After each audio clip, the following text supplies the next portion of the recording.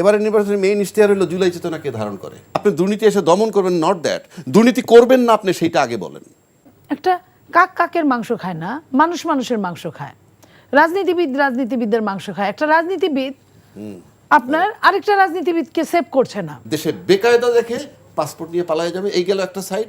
আর দ্বিতীয় সাইড, যদি ক্ষমতায় চলে যায় তাহলে কি করবে? পার্লামেন্টে গিয়ে তাদের নিজ নিজ ইন্ডাস্ট্রি যেগুলোর নামে লোন আছে বলবে এগুলো সব রুগ্ন ইন্ডাস্ট্রি, এগুলোর লোন মওকুফ করে দেওয়া হোক। বিএনপির কিন্তু লাভটা হয়ে গেল। লাভ মানে কিভাবে লাভ? নির্বাচনে নাই, আওয়ামী লীগ নির্বাচনে আসতেছে না, বিজ্ঞাপন দিয়ে বললে হবে না যে আপনি ধারণ করেন।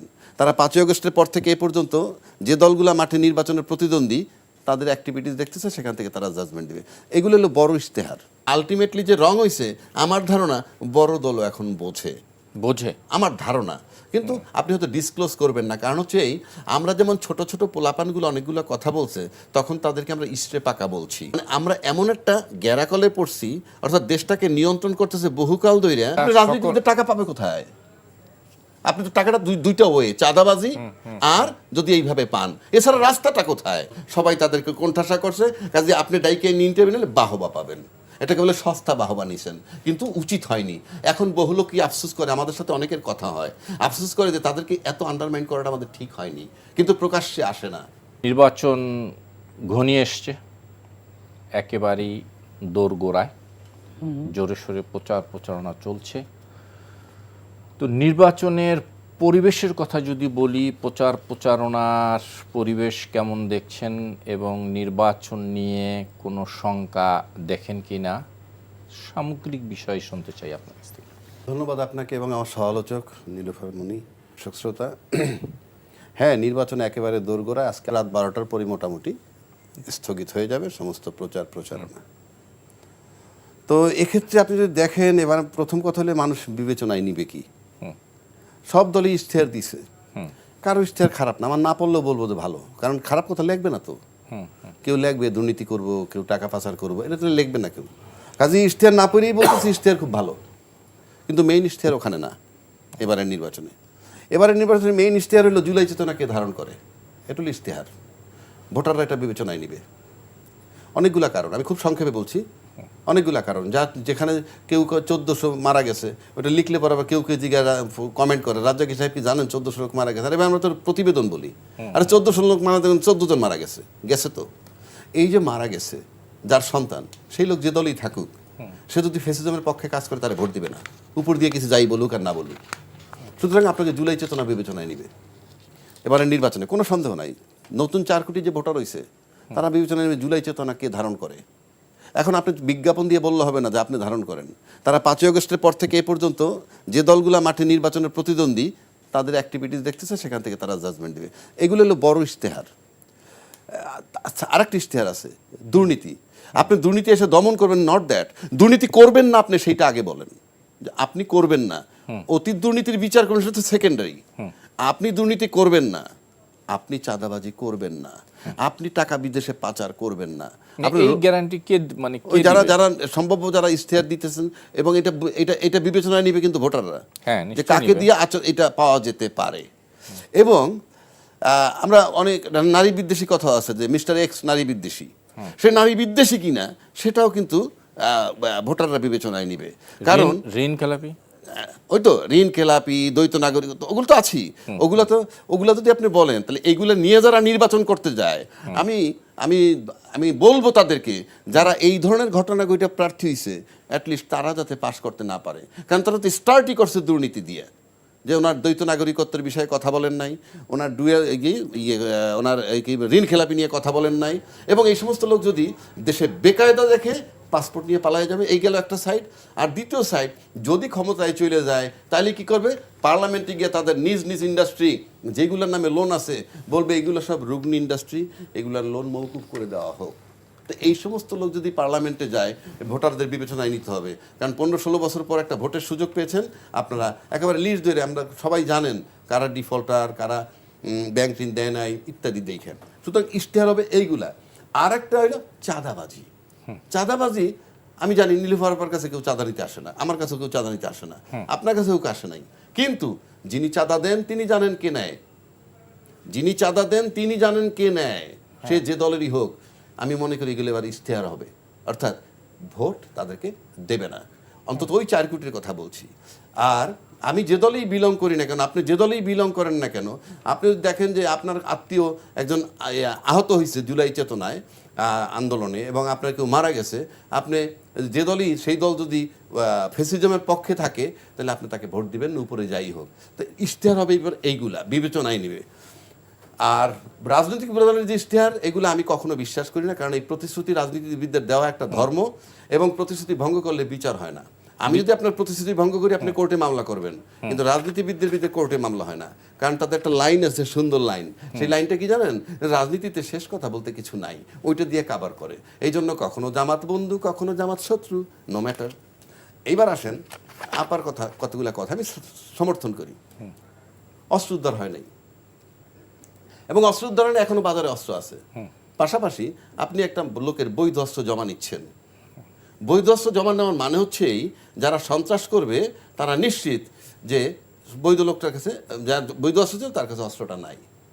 আপনি কিন্তু এই একটা 32টা ফ্ল্যাটের একটা বাড়িতেও যদি জানে যে এখানে এক ভদ্রলোক আছে যার 2জন গানম্যান আছে অথবা তার 2টা রিভলভার আছে লাইসেন্সদারি, এটা যখন জমা নিয়ে নেয় তখন ওই সন্ত্রাসীরা জানে যে এই বিল্ডিংটা অস্ত্রমুক্ত।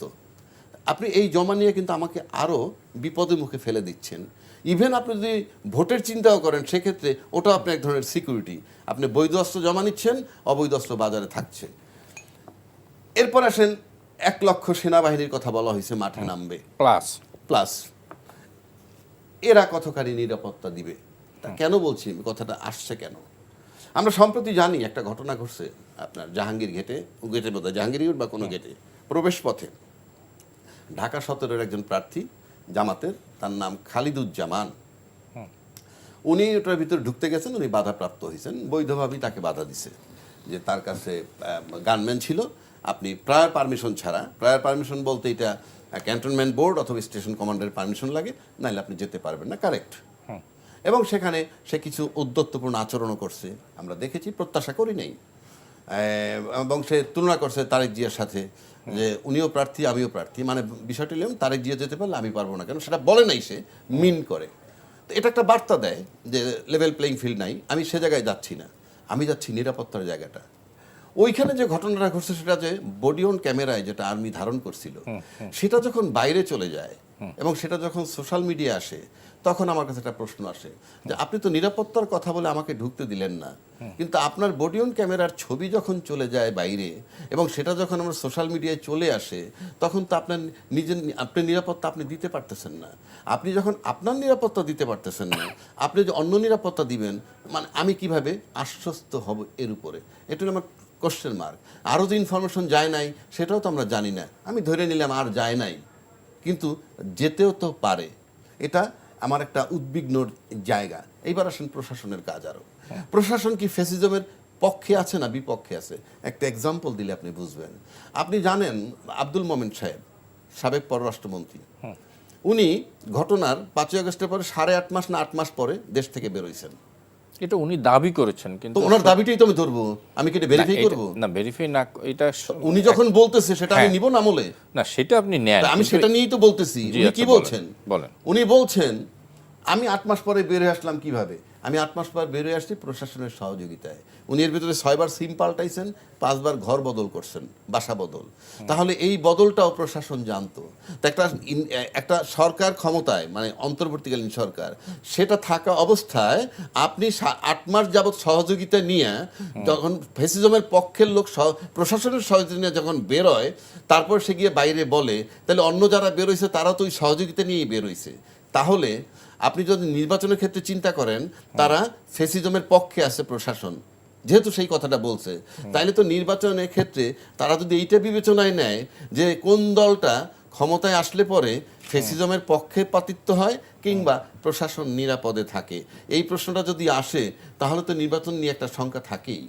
আচ্ছা, আমার মনে হয় অনেক কথা এসছে, মনিয়াপা যদি এই কথার উপরে কিছু আমি ওনার এই কথার সঙ্গে একমত। কারণ আমরা যারা টকশো করি, আমরা শুধু একটা দলকে সাপোর্ট করি তা না, আমরা বিবেককেও সাপোর্ট করি। আপনি মনে করেন যে 8 মাস পরে যে মানুষটা চলে গেল, আমি বা রাজ্জাকি সাহেব বহুদিন আমরা বলেছি 626 জন লোক চলে গেছে, স্টেপ বাই স্টেপ। যখন এটা নিয়ে আলোচনা হলো, আমরা যখন বলা শুরু করলাম, তখন সেনাপ্রধান একদিন বলে দিল যে হ্যাঁ এতগুলো চলে গেছে, এই দায় কিন্তু তার না। সে বলছে যে রাষ্ট্রের জীবন বাঁচানোর জন্য এই দায় কিন্তু সরকারের উপর চেয়ে পড়ছে। এটাও সত্যি, যত কিছুই বলেন না কেন দায় কিন্তু সরকারের। তো 8 মাস পরে যখন গেলেন, 5টা সিম বদল করলেন, 6টা সিম বদল করলেন, 5টা বাড়ি বদল করলেন, তারপরে যেভাবেই যাক না কেন এটা কিন্তু রাষ্ট্রের কাছে একটা বিরাট প্রশ্নবোধক চিহ্ন। প্রশাসনের সহযোগিতায় বেরোয়, প্রশাসনের সহযোগিতায়, তার স্ত্রীর সহযোগিতায়, এই যে স্ত্রী সম্পূর্ণরূপে যোগাযোগ রক্ষা করছে প্রশাসনের সাথে, তার মধ্যে কিন্তু আর লুকোছাপা নাই। তাহলে এই প্রশ্নটা কে করবে? প্রশাসনকে। এই প্রশাসন দিয়ে নির্বাচন হবে, এই প্রশাসন দিয়েই। তাহলে আমি ওই প্রশাসনকে কতটা বিশ্বাস করব?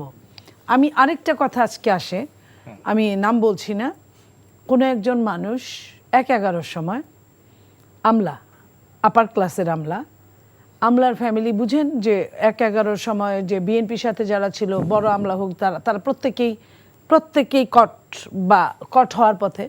উনি পালিয়ে চলে গেছেন দেশ ছেড়ে। এখন ওনার মায়ের নামে মামলা, মা বৃদ্ধ, ঠিক আছে সব।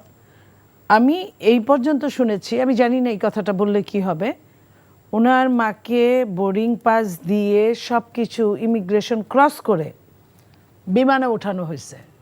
বিমানে ওঠানো মানে কি? আপনি চলে গেছেন, সেই বিমান থেকে আবার নামিয়ে এনে তাকে দেশে রাখা হয়েছে।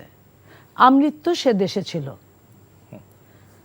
বলে না গ্রামে যে গায়ে বাছুরের পিরিত থাকলে বন্ধে যায় দুধ দেয়, বুঝছেন? আজকে এই এতদিন পরে এই কথাটা আসলো যে আমরা কোন বাংলাদেশে বাস করি, আমাদের জীবনের নিরাপত্তা, কিছু মানুষের জীবনের নিরাপত্তা আছে। আমি আজকে যদি আমি আমার নিজের কথা বলি, জনাব সালাউদ্দিন আহমেদ উনি যদি আমলা না হতেন, উনি বাঁচতেন কিনা আমার সন্দেহ আছে। কথায় আছে যে উনি যখন আমলা ছিলেন, দেশনেত্রী বেগম খালেদা জিয়ার পিএ ছিলেন, তখন ওনার অনেক কলিগকে উনি প্রমোশন দিয়েছেন অন্য দল জানার পরেও। এটাই স্বাভাবিক, দেওয়াটা ভুল কিছু না। তারা সেই ঋণটা শোধ করেছে, তাকে জীবনটা বাঁচিয়ে দিয়েছে, কিন্তু তার জীবন থেকে 9 বছর শেষ করে দিয়েছে, কিন্তু জীবনে বেঁচে ছিল। আমি এই কথাটাও বললাম এই কারণে যে দেখেন, একটা কাকের মাংস খায় না, মানুষের মাংস খায়। রাজনীতিবিদদের মাংস খায়। একটা রাজনীতিবিদ আপনার আরেকটা রাজনীতিবিদকে সেভ করছে না, উল্টা ধরায় দিচ্ছে, উল্টা আরো বাজে কথা কতগুলো সঙ্গে সংযোজন করছে।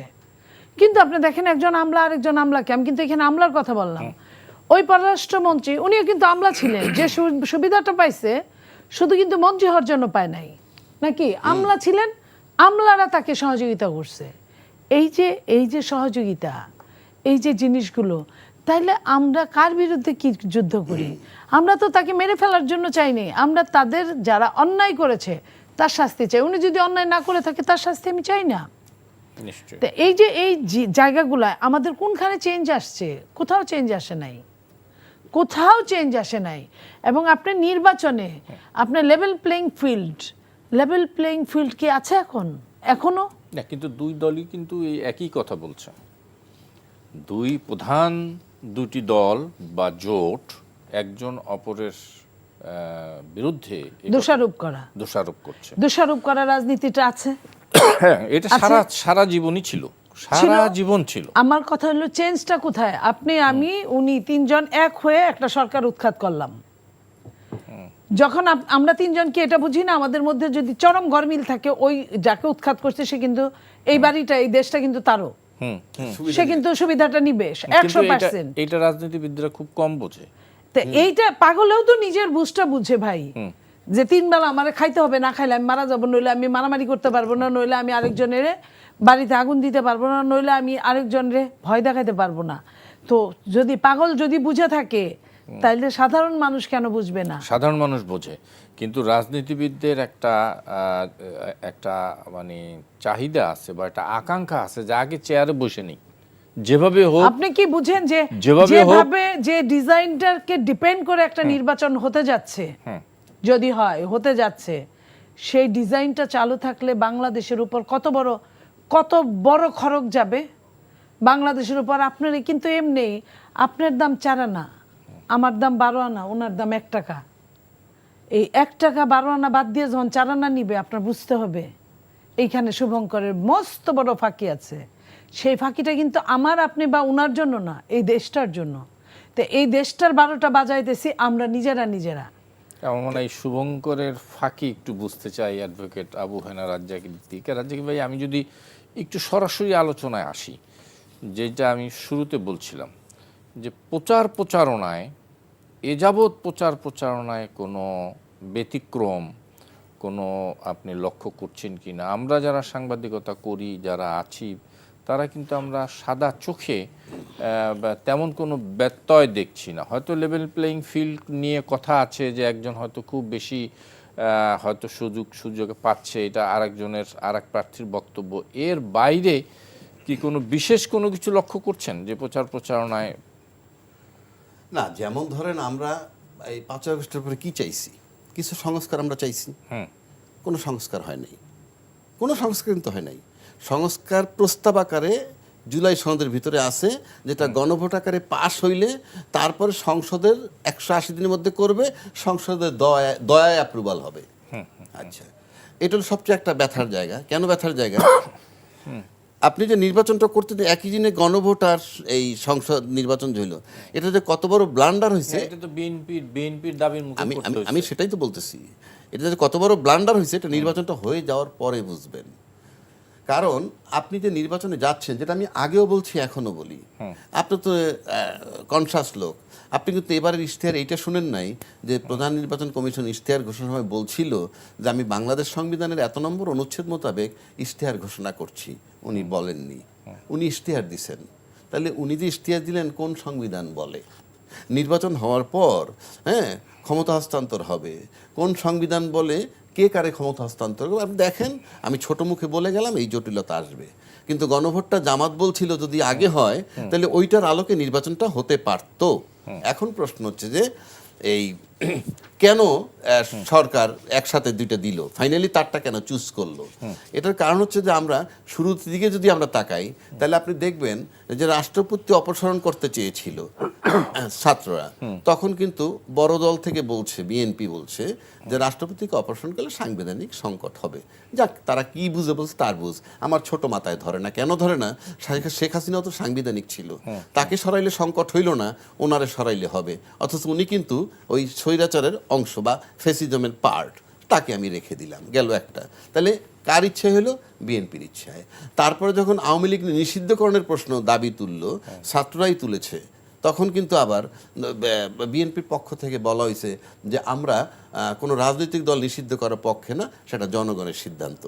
এই যে পক্ষে না, ছাত্ররা চায় নিষিদ্ধ করতে, ইউনূস সাহেব তখন একটা বেকায়দার জায়গায় পড়ে, এই কারণে যে ছাত্ররা তার নিয়োগকর্তা। তখন সে কি করছে? 2 কুল রাখছে। কিভাবে? নিষিদ্ধ করলো না, বাট বিচার না হওয়া পর্যন্ত কার্যক্রম স্থগিত করলো। তাতে কি হলো? বিএনপির কিন্তু লাভটা হয়ে গেল। লাভ মানে কিভাবে লাভ? নির্বাচনে নাই, আওয়ামী লীগ নির্বাচনে আসতেছে না, তাহলে মাঠটা খোলা, দল নিষিদ্ধ হইল না, দলের সমর্থনটাও রাখলো। কিন্তু বিএনপি নিষিদ্ধ চাইলো না কেন? চাইলো না কেন সেটা তো বললামই। তারা যে চাইলো না কেন, জনগণের ইচ্ছা গেল। তাহলে ইউনূস সাহেবকে একটা মধ্যপ্রতি জায়গায় যাইতে হয়েছে। গণভোট নিয়ে ওনাকে ঠিক, তার মানে ম্যাক্সিমাম ক্ষেত্রে কিন্তু বড় দলের সিদ্ধান্তে কাজগুলো হয়েছে, সেগুলা ভুল হয়েছে কিনা সেটা এখন বিচারের জায়গা আমাদের আসছে।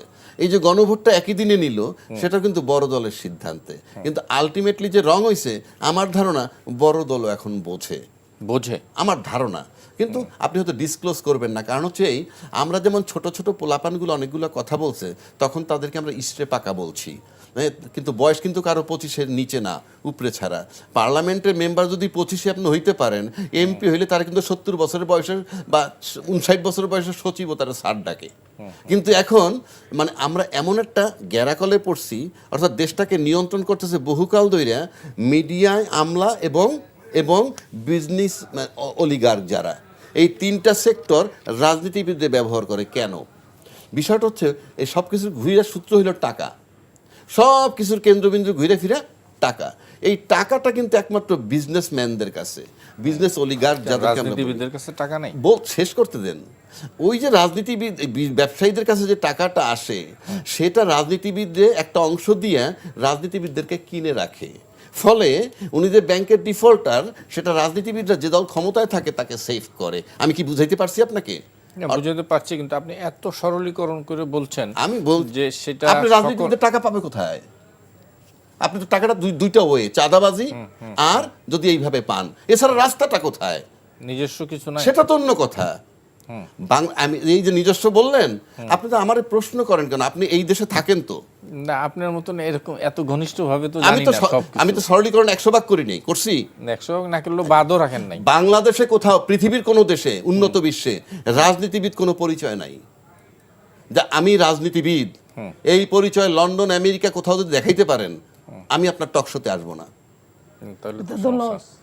রাজনীতিবিদ কোনো পরিচয় নাই তো। আপনি আরেকটা কোনো শর্ত দেন। না, সেটা সেখানে কি অন্য কোনো শর্ত দেন? না না না, শর্ত দেন।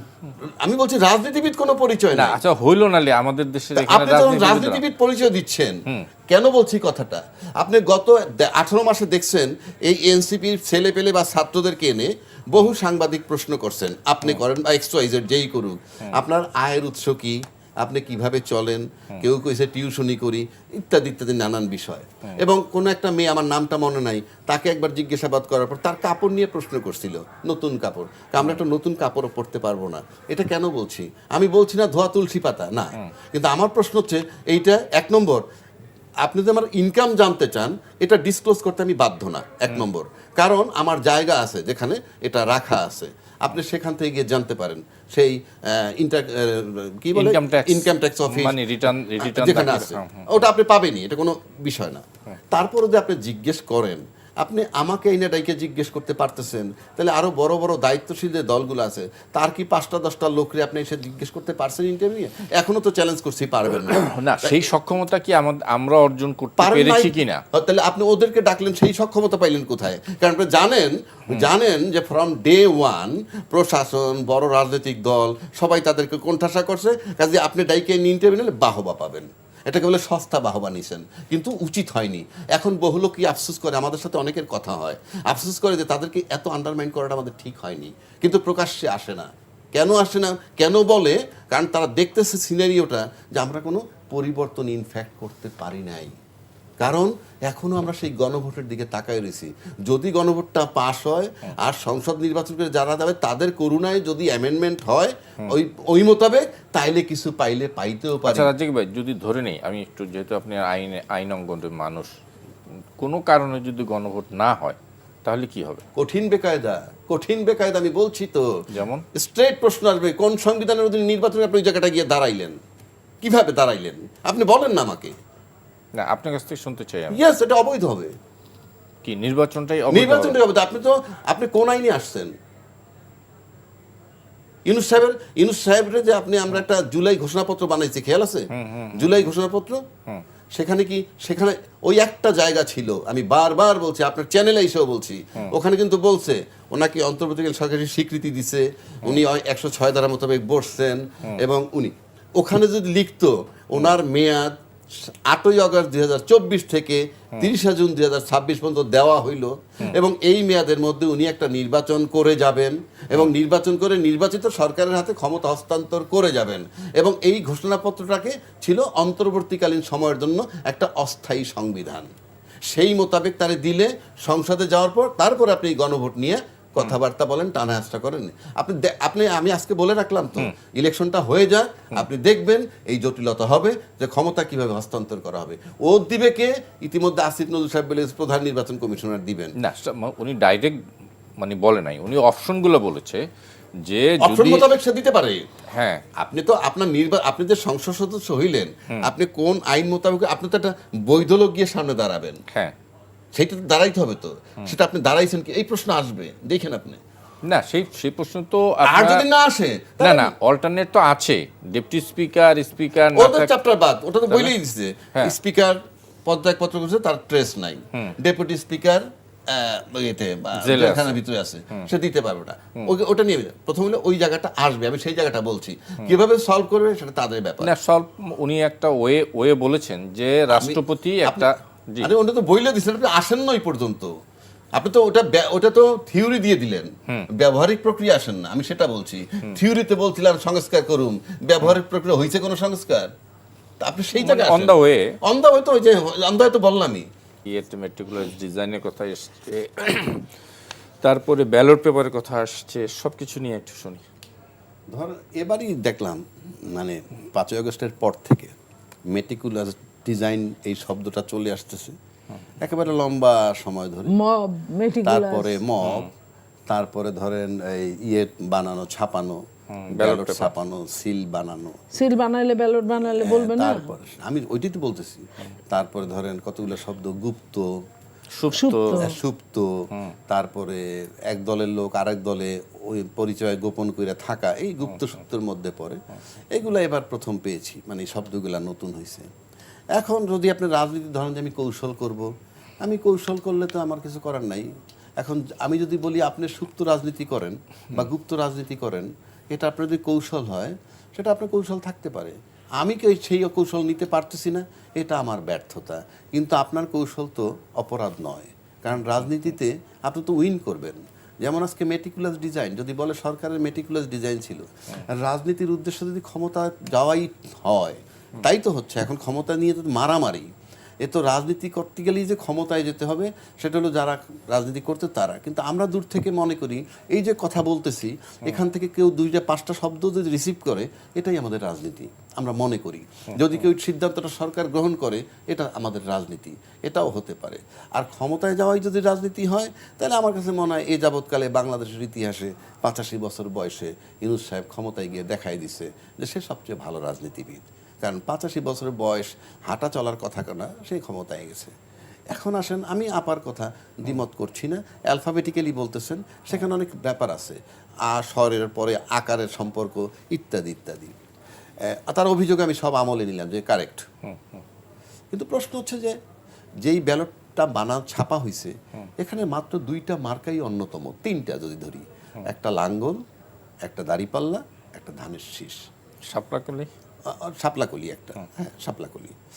আমি নিচের থেকে আসছি কেন, বড়টাকে সব শেষে বলতে হয়। তাহলে আপনি শাপলাকলি, লাঙ্গল, তারপরে দাড়িপাল্লা আসেন, তারপরে ধানের শীষ। এই মার্কাগুলো যেখানেই থাকুক কারো ভুল হওয়ার কথা না।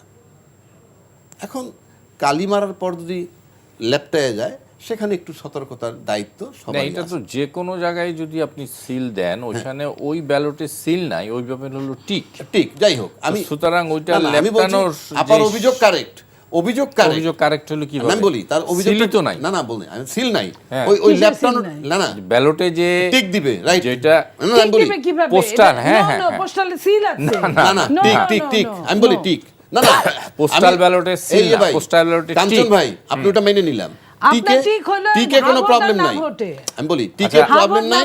আচ্ছা আমি বলি টিকে প্রবলেম নাই, তার অভিযোগটা ধরে নিলাম যে একটা চিপায় পড়ছে। কিন্তু এই মার্কা চারটাকে ভোলার কথা না কারো, ওটা খুঁজে বের করবি। অ্যাটলিস্ট ধানের শীষ, দাড়িপাল্লা, এইটা খুঁজে না পাওয়ার কোনো কারণ নাই। তবে যে স্বচ্ছতাটা উনি চাইছিল, এটা হইলে আরো ভালো হইতো। কিন্তু আমি অন্য জায়গায় যাই নির্বাচন কমিশনের একটা বিষয় নিয়ে। সেটা হলো আপনি দেখেন নির্বাচন কমিশন, আপনি কি মনে আছে যে ছোট করে বলবেন, চিঠি দিয়ে বলছিল ডিসি এবং বিভাগীয় কমিশনারে যে জাতীয় নির্বাচনের আগে অন্য কোনো নির্বাচন হতে পারবে না।